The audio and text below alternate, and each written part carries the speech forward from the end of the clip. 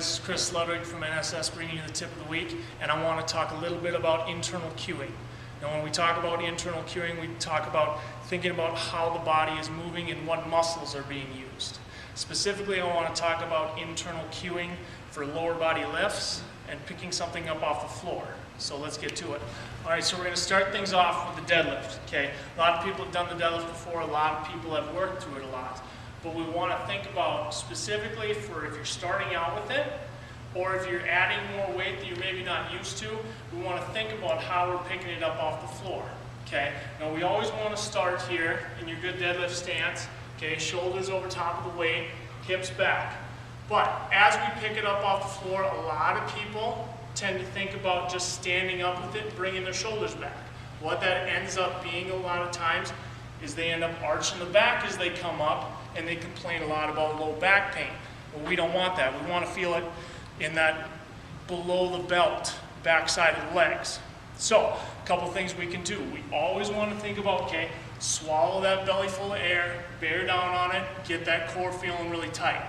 Then we want to think about, okay, squeeze your backside, squeeze your butt. Bring those hips forward as we stand up. So, and back down, okay? We think about squeezing the butt, hips forward as we come up. That's going to kind of take that low back out of the equation. Yes, you're using it, but that's not the focal point. The focal point is, again, below the belt line on the back side of the legs. So that's the deadlift. Next, we're going to move to the goblet squat.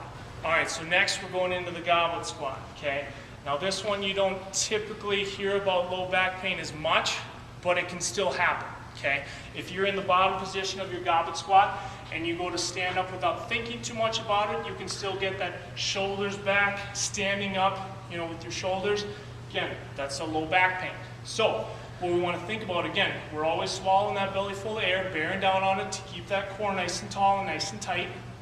But then we also want to think about as we stand up, again, lift with the butt, okay? Stand up, bring the hips forward, okay? So, give it a shot here. And again, we lifted with the hips. We brought the hips forward, we squeezed the backside of the legs, okay? Again, those internal cues.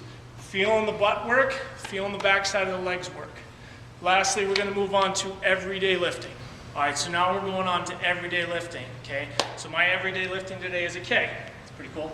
What we're going to do, again, this one's a little more awkward, so we have to think about it a little more. So when we're down here, brace, lift with the hips. Okay, we brace and we lift. Here, not arching the back to come up.